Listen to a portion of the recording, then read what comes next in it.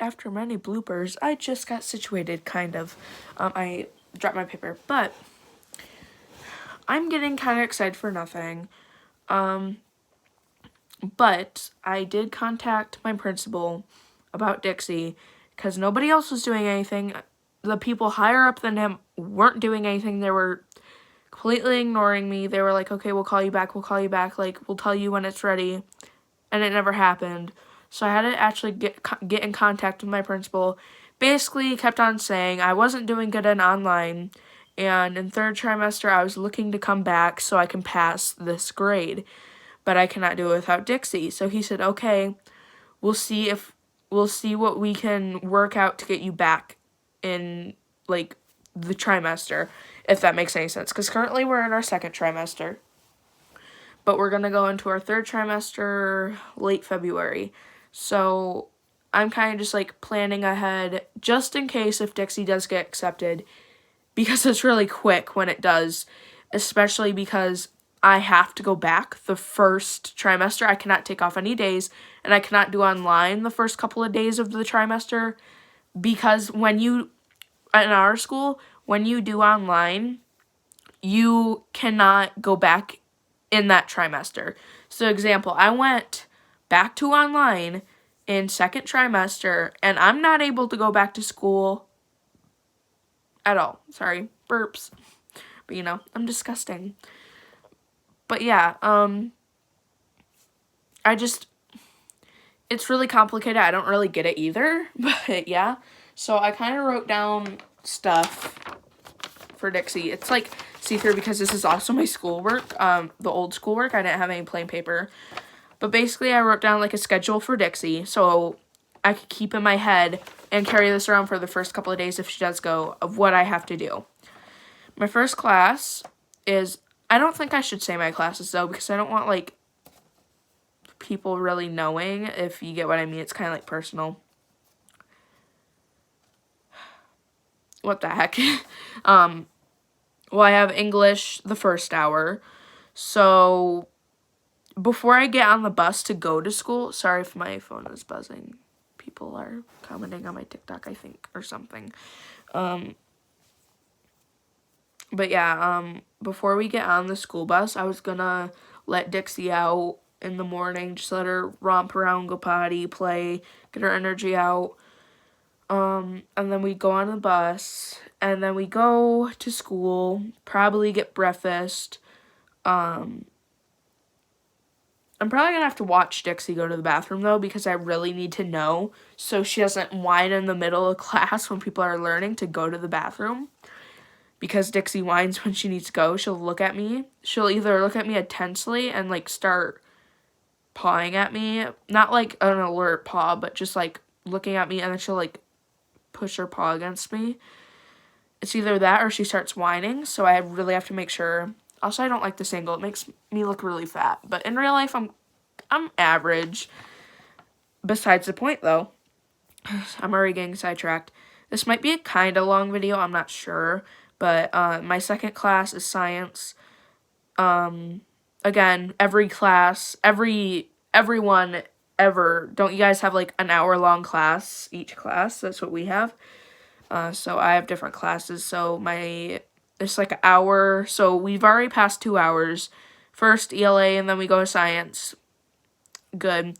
And now we have this new technique where we go in our third class, which is my history class.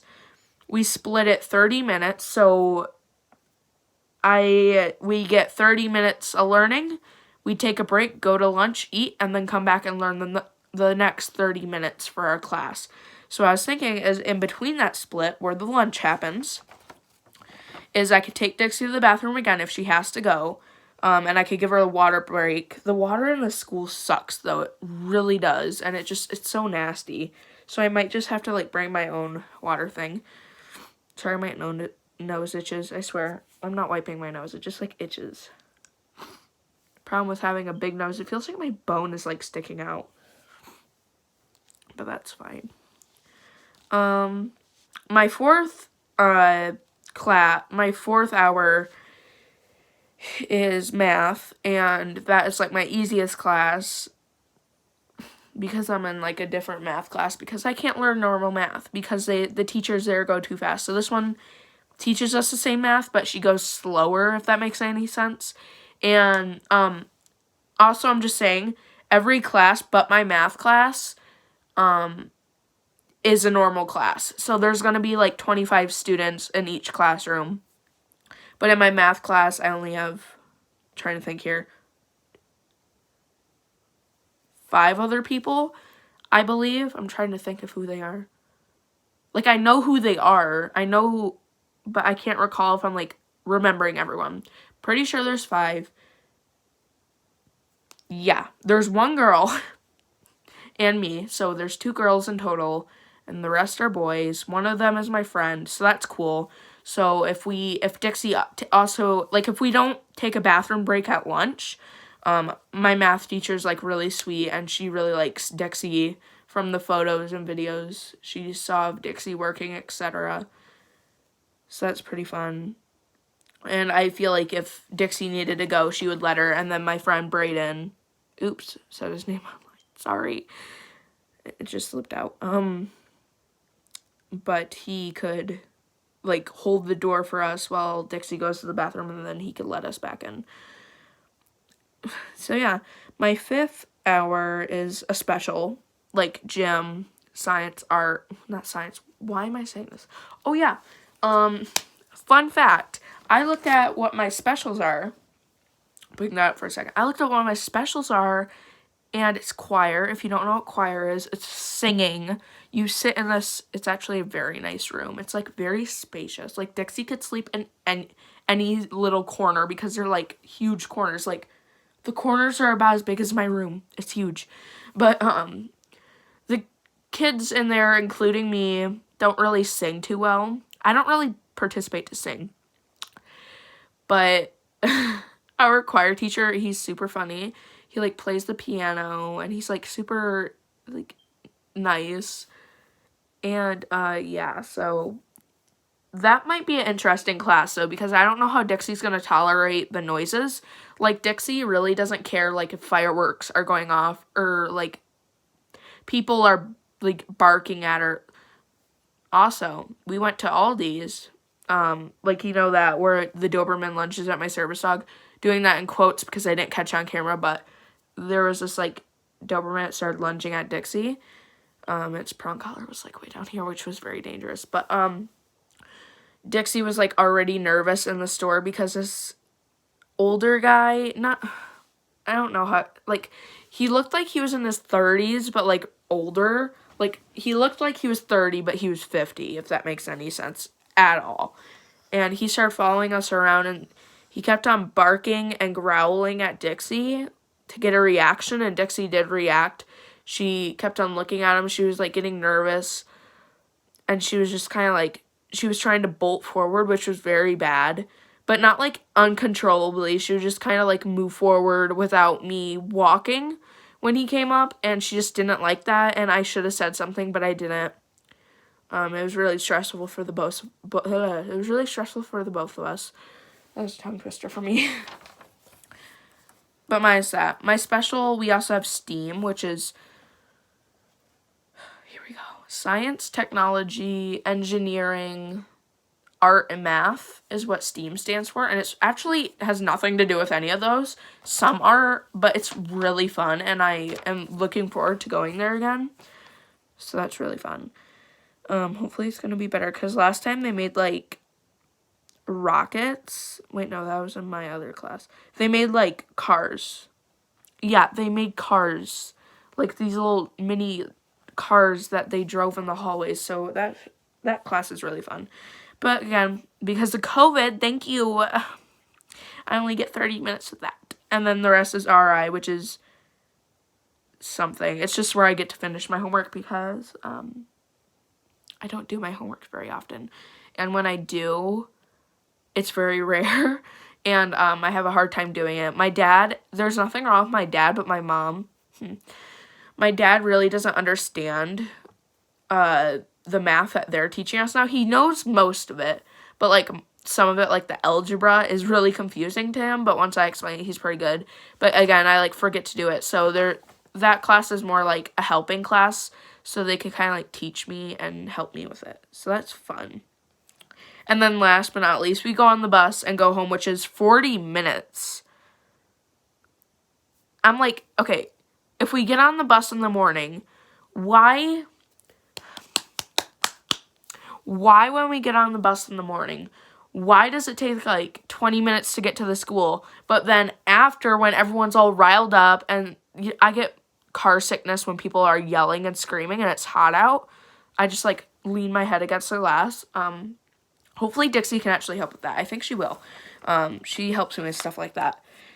So hopefully that'll help. But it's like 40 minutes. Like, that makes no sense. 20 minutes in the first, and then like 40 minutes. I don't get it. And a lot of people in there are very disrespectful now.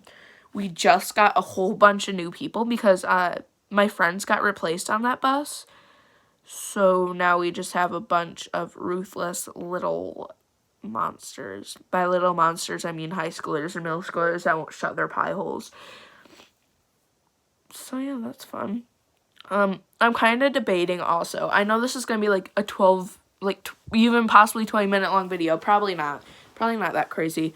But I'm still debating whether I want to record our first day of school, because I know I'm going to get tons and tons and tons of hate. And I'm not exaggerating like I do, like, oh, Dixie made this mistake, I'm going to get tons of hate. No, I literally will get tons of hate. Like, I swear I will get like 10 million dislikes and comments saying she should be washed and she's aggressive and she's just a fake service dog. Crap like that, like I always get with those type of videos. So I'm kind of debating that. If you want to see it, put it in the comments. I don't know, I'm kind of mad. Also, it might be really hard to film Dixie in school because, again, I have to learn. And it's not like the first day of school where we just do nothing. No, it's the third trimester, so we're still doing a whole bunch of work. So I think I'll just take short clips of her just laying down in the class. Lunchtime, stuff like that, bus riding. I haven't checked with the actual, like, bus garage, which is the people that run the buses. But I asked my bus driver what the situation would be with Dixie. And he said we would probably be seated in the front because that would be easier, just get on the bus and get in our seat instead of walking all the way down the aisle and get in a seat we choose. But I really like to have options. That's also a problem. But, you know, service dog handlers do not get the same privileges as regular people. So, that's fun. And, what was the other here? Oh, yeah. He said Dixie would probably most likely be sitting in the seat. And I know I'm also going to get hate for that because, but they want her to, because they don't want her, like, especially the school, they don't want Dixie to be sitting in, like, mud and slush and stuff that I track in. And they don't want Dixie to be, like, I don't either. I don't want Dixie to be dirty. So I think she would, like, be seated on the seat. And she would be facing the window and I'd be facing, like, the out. Or Dixie would just be laying down over me like DPT, etc. But yeah, hopefully it goes well. Wish me luck. Hopefully they do let her in. I'm not even sure anymore, but I really hope they do, because it's really hard to go to school every day and just learn, especially when I have disabilities like mine.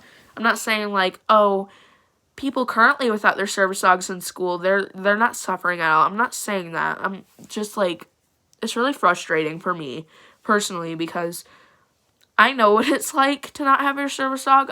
I've been talking about my service dog going to the school for about 3 years now, and nothing has happened. So, I'm also kind of doubtful that it will happen, but I really do hope it happens, because I don't have enough money for a lawyer, so I can't sue them or threaten them with a lawsuit, because that's also wrong, in my opinion. But if they do get on my nerves and do stuff illegally, but so far I can't even, like, press a charge if I could, because they're not denying us, if that makes any sense.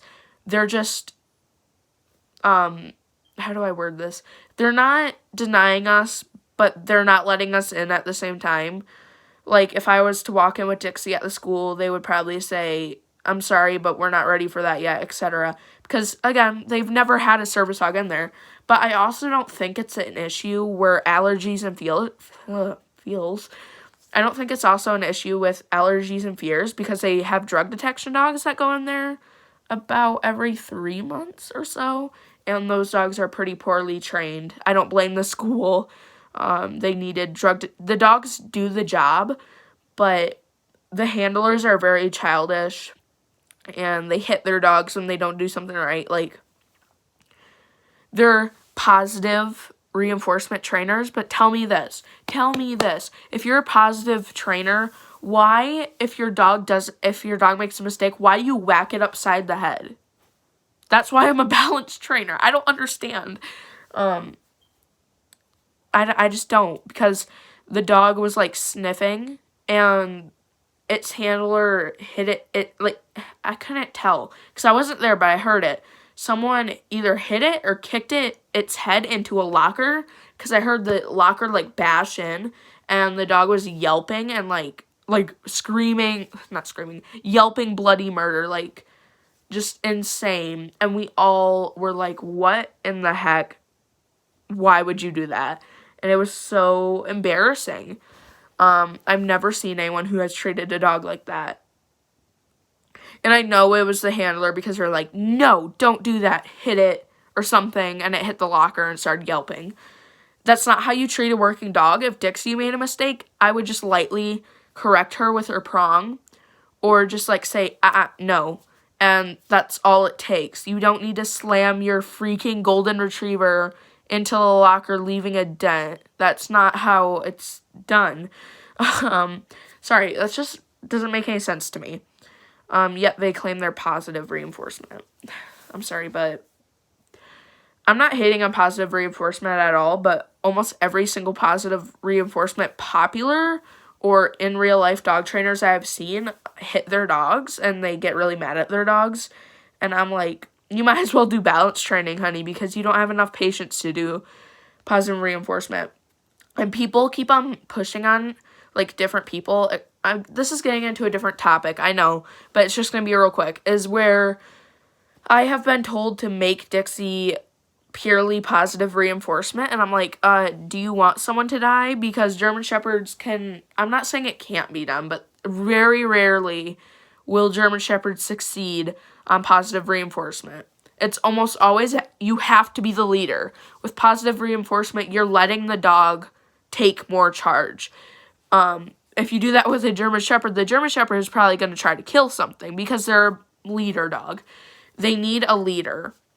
So I would have, like, example, if I had a golden retriever or a lab, those dogs aren't as intense as a German Shepherd or Dutch Shepherd, stuff like that. So yeah, I could do positive reinforcement on them, but I can't do that with a German Shepherd. I have to do balance training, such as discipline, which is no, and a prong collar, stuff like that, etc. It just doesn't work out that way when people say, like, you have to positive reinforce your German Shepherd. That doesn't work.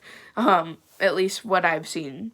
I don't want this to get too long. This is, like, already, like, 19 minutes. So that's fun. So I'm just gonna, like, end it here and say bye. I'm sorry if this doesn't have a thumbnail either. I'm, like, too lazy to make one and add it. So yeah. Bye.